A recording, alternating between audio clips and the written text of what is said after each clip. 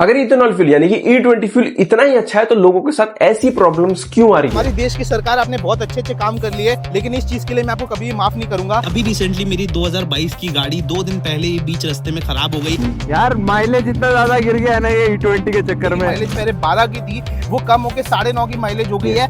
यहाँ तक कि E20 फ्यूल से अगर आपकी गाड़ी का इंजन सीज हो जाता है या फिर कोई खराबी आ जाती है जिसके कारण आपको इंश्योरेंस क्लेम लेना पड़ता है, तो इंश्योरेंस कंपनी आपका क्लेम को रिजेक्ट कर सकती है ये बोलकर कि इसके अंदर इथेनॉल फ्यूल डाला गया है। इस बात को उन्होंने ऑफिशियली ट्वीट भी कर दिया है। आखिर पेट्रोल के अंदर इथेनॉल क्यों मिलाया जा रहा है, इसमें किसका फायदा है और गवर्नमेंट आखिर इथेनॉल को क्यों ब्लेंड कर रही है पेट्रोल के साथ, इसमें आम जनता का क्या फायदा है, गवर्नमेंट का क्या फायदा है, फार्मर्स का क्या फायदा है और आप अपनी गाड़ी को E20 फ्यूल से कैसे बचा सकते हैं और क्या क्या प्रॉब्लम हम फेस कर रहे हैं, इस वीडियो में हम डिटेल में बात करेंगे। पर उससे पहले हम जान लेते हैं कि आखिर इथेनॉल होता क्या है। इथेनॉल एक तरह का अल्कोहल है जो सुगर कैन, मक्का या राई जैसी क्रॉप से बनता है। सरल शब्दों में ये वही चीज है जो शराब में भी होती है, बस इसका इस्तेमाल फ्यूल के रूप में किया जा रहा है। जब पेट्रोल में इथेनॉल मिलाया जाता है तो उसको ब्लेंडेड फ्यूल कहते हैं। E10 मतलब 10% इथेनॉल है, 90% पेट्रोल है। E20 मतलब 20% इथेनॉल है, 80% पेट्रोल है। और अब गवर्नमेंट चाहती है कि इसको E27 किया जाए, यानी कि 27% इथेनॉल और बाकी पेट्रोल। भारत सरकार का टारगेट पहले था कि 2023 तक सिर्फ E20 को ब्लेंड किया जाए, लेकिन इसको रोल आउट कर दिया गया 2025 में ही, 5 साल पहले, जिसके लिए ना तो कार मैन्युफैक्चर तैयार थे, ना कंज्यूमर तैयार था, ना कोई तैयार था, पर इसको हड़बड़ी में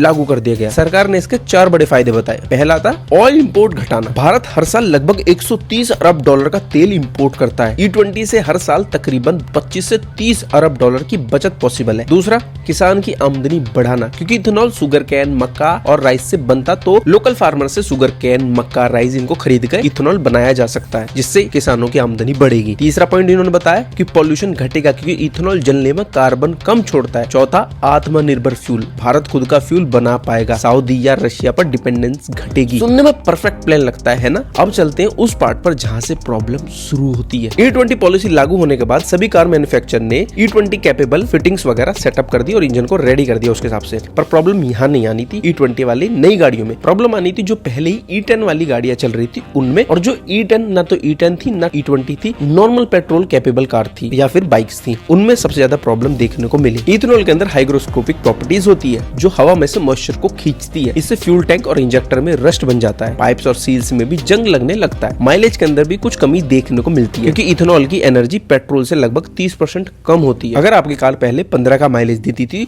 तो E20 में वही कार 14.1 की माइलेज देगी। पेट्रोल की कैलोरीफिक वैल्यू 46 मेगाजूल लीटर होती है, जबकि इथेनॉल की 29.7 मेगाजूल लीटर होती है, यानी कि ब्लेंडिंग से एफिशिएंसी कम होगी। कोल्ड एरियाज में स्टार्टिंग की प्रॉब्लम होगी, रबर पार्ट फूल जाएंगे, लीकेज की भी प्रॉब्लम देखने को मिलेगी। और कुछ यूजर का कहना है उनकी चेक इंजन लाइट भी आने लग गई है, यानी कि इको फ्रेंडली फ्यूल है लेकिन मैकेनिकली अनफ्रेंडली साबित होता है। अब इन सब से कैसे बचना है उसके बारे में आगे बात करेंगे। अब यहाँ पर एक हिडन प्रॉब्लम है, यानी कि इंश्योरेंस। कई कंपनियां क्लेम रिजेक्ट कर रही है अगर engine damage E20 blending fuel से हुआ है तो, और अगर व्हीकल कैपेबल नहीं था। पर गवर्नमेंट कहती है पॉलिसी वॉइड नहीं होगी, पर फिर भी सेफ रहना है तो फ्यूल इनवॉइस और सर्विस प्रूफ हमेशा रखो ताकि इंश्योरेंस क्लेम रिजेक्ट ना हो पाए। अब आपके दिमाग में एक क्वेश्चन जरूर आएगा कि यार जब कंज्यूमर इतनी प्रॉब्लम फेस उठा रहा है तो आखिर फायदा किसको हो रहा है? क्योंकि जिस देश से हमने इस चीज को अडॉप्ट किया है, ब्राजील से, वो आज से इस चीज पे काम नहीं कर रहा था, वो 40 साल से इस चीज पे काम कर रहा था। और आज के टाइम उनका इतना तकड़ा इकोसिस्टम हो चुका है कि अगर कंज्यूमर E10 फ्यूल डालना चाहता है अपनी कार में तो उसके पास E10 का ऑप्शन है। अगर वो E20 फ्यूल डालना चाहता है तो उसके पास E20 का ऑप्शन है। अगर वो 100% फ्यूल चाहता है, यानी कि 100% पेट्रोल चाहता है, तो उसके पास वो भी ऑप्शन अवेलेबल है, पर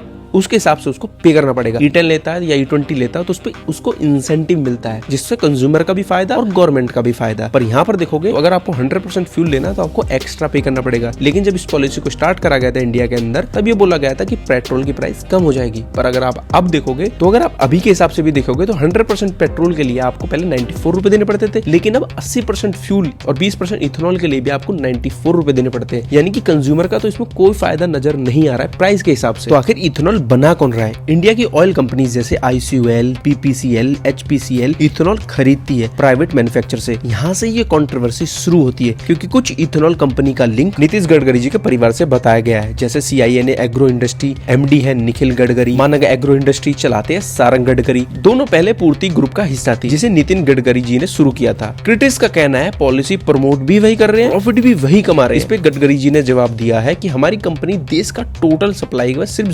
25% कंट्रीब्यूट करती है। अब ये ग्रीन पॉलिसी है या फिर ग्रीन प्रॉफिट है, ये डिसाइड आप करो। अब इसमें हमारे देश के फार्मर्स का क्या फायदा है और हमको फूड क्राइसिस में क्या प्रॉब्लम देखने को मिल रही है। देखो, डायरेक्टली हमारे फार्मर्स को फायदा है। इथेनॉल डिमांड बढ़ने से फार्मर को ज्यादा शुगर कैन और ज्यादा मक्का उगाना पड़ रहा है, इथेनॉल के लिए उगाना पड़ रहा है। रिजल्ट क्या मिला? फूड गेन की कमी हो गई हमको। 2024 में इंडिया में मक्का इंपोर्ट कराना पड़ा। जो कभी हम पहले एक्सपोर्ट कर रहे थे, हमको मक्का इस बार इंपोर्ट कराना पड़ा। फ्यूल बना लेकिन फूड घट गया। और 1 लीटर इथेनॉल बनाने में लगभग 3 से 4 हजार लीटर पानी लगता है। सोचिए महाराष्ट्र और यूपी जैसे ड्रॉट स्टेट में इसका क्या असर होगा। ब्राजील मॉडल से हमको क्या सीख लेनी चाहिए? ब्राजील ने यह मॉडल बहुत पहले अपनाया था, लेकिन उन्होंने रोल आउट धीरे धीरे किया था, दशकों में, ओवरनाइट नहीं करा था। वहीं 80% कार फ्लेक्स फ्यूल है, जो इथेनॉल या पेट्रोल दोनों पर चलती है। और सबसे बड़ा फर्क, ब्राजील ने इथेनॉल पर टैक्स बेनिफिट रखा है और लो प्राइस मिलती है।